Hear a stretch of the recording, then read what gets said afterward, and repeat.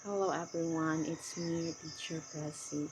Okay, so now, yesterday I told you about the the topic about how to start communicating with the deaf community, and I have the list, if how you can able to communicate with the deaf community. So we have first, you need to find your purpose, and second, you need to learn basic sign language. The third, you need to have ideas about deaf community and deaf culture. And the last one is you need to communicate and not be scared. So, mao to siya. So, I want to discuss that topic one-on-one, okay? So, first we have, in this video, I will just explain about, or I will just focus about the, you need to find your purpose. So I will going to share my experience to you about these tips or way. So um, from the very from the very start, Jude, I don't have idea about sign language, no? So I am ignorant. Wala ko o ganang person nga know before nga kanang I consider nga I have to learn sign language kay others may, for example, they're learning sign language because they have like member of the family who are deaf, or naa sila yung mga brother, sister, or mga like friends nga before pa. That's why they encouraged to learn sign language. But in my case, I don't have. So wala ko before, but now I know na di na have ko deaf nga relatives, but before I don't know jud nga I have deaf relatives, no? So my purpose that time, by the way, I have my bachelor in elementary education, major in special education. Mo na ko ang course when I was in college. So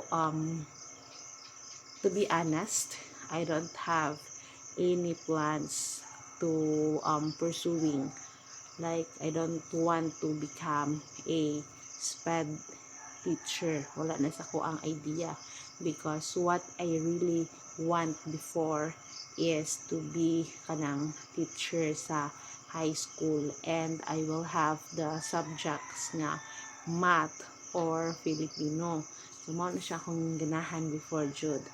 But Ma'am Jang, my high school teacher, she really told me that one of the very nice course nga o ang akong studihan is ang SPED, because that time daghan kaayo og mga teacher from Philippines na ni lupad padung sa Amerika, and all of their courses are SPED kana, no?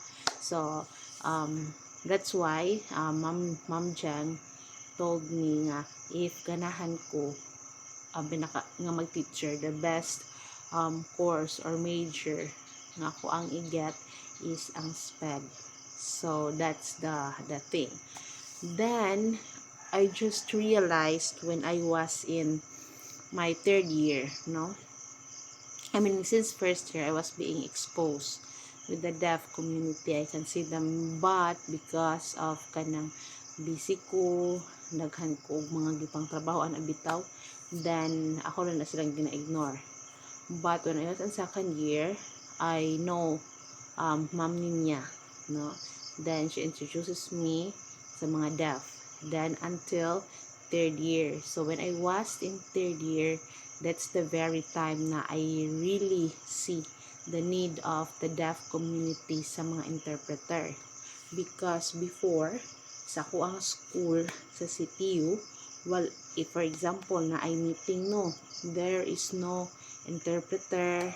Then piti kaayo ang mga deaf na ara sila sa side ana bitaw kay because daghan sila, or ang si ma'am niya before kay kanang busy pod no, not maka-interpret for the deaf community or deaf student. So mapiti ko sa mga deaf nga naara dito sila diha. Then akon pud na observe nga kanang example sa church wala jud og mga deaf. Why? Kanang wala man og interpreter, they don't understand man, wala man sila nakasabot sa mga pangtel mga speaks diha and all. So that's why I'm telling to myself that I need to do something ana ako. Then that's why I enroll ko sa Mandawi with Ma'am Maraya no, Maraya and other deaf teachers. So dito ko nag-learn og sign language. That was like second year ko summer.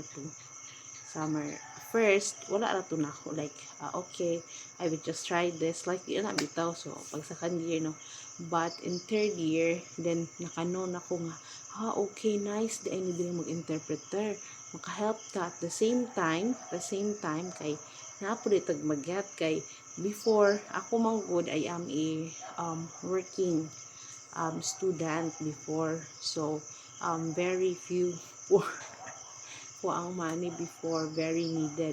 So that's why also when I do interpreting jud, when I do interpreting, half good money give in tagaan no. So for example na ay mga meetings o na amoy mga i-give sa inyo mga money ingon ana bitaw. So mao to na no na ko okay, if I do interpretation di ay so maybe I can survive. Nakapadayon ko school mao to akong ginunahon na. So I just tried, then until na-improve ako ang sign language, then ganahan ako mag-communicate sa mga deaf. So mao na to siya, my purpose of learning sign language is first jud kay is to help deaf community, mao jud na. So I really want them to be included in the community. Okay, then second, it's another skill nga to ang ma-learn, and daghan og nag-ingon nako nga it's an advantage, especially if you are a SPED teacher. May ako sa unang boss, before kay nagtell jud nako nga you know what, the very hard jud kuno nga i-learn about SPED is learning the sign language, because if you can't communicate, if you don't know how to do sign language, not ka maka-communicate sa imuhang mga student ng mga deaf.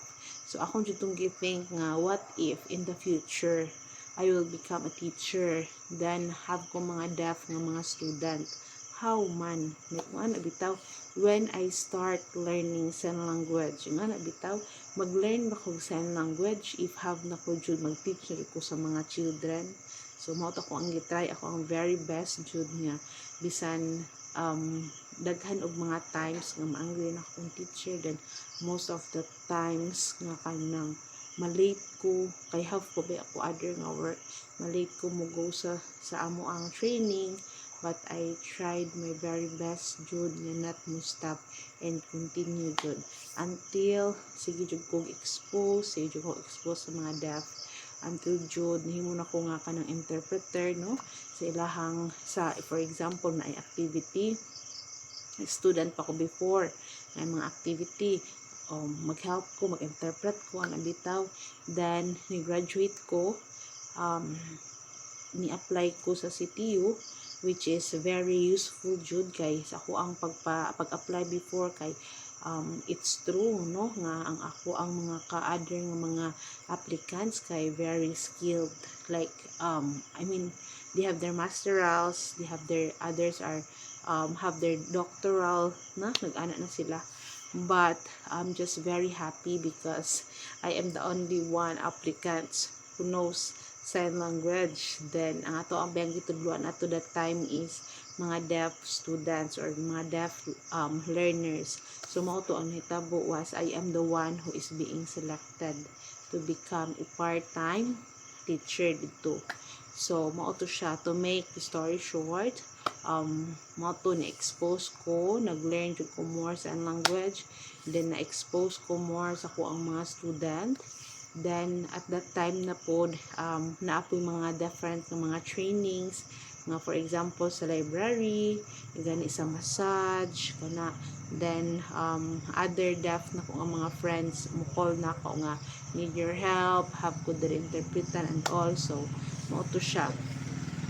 Then ni go na ko nga naa ko sa mga court kana dito ang mga cases. So I am very happy and lucky nga I find my purpose why I'm learning sign language, kay it is very hard to learn hobbies or anything no nga imuhang ganahan nga i-learn if wala ka nakano sang purpose. So mura kag if for example if wala kag purpose sa imuhang pag-learn og sign language, I just want to share to you na before nag-study ko sa sign language, kay like dagan kayo mga classmates, so maybe ang nag-training is 100 plus, like 100 plus 100 and more, but ang nag-graduate few ra jud kayo no. So that's why I'm telling you nga if for example ang imong purpose is just like I just want to be with my friends, just enjoying ano bitaw kanang wala bitaw og deeper nga purpose. So mahitabuan na for example mo stop sila, you will just follow mo stop para pud ka. But what is the good thing if naa kay purpose and your purpose is clear and just for goodness, dili jud ka makapuyan, because you will know kay ka sa imuhang self na I'm doing the right thing, and I know that someday I will be successful and I will be able to do what is really my purpose ana jud ang datingan.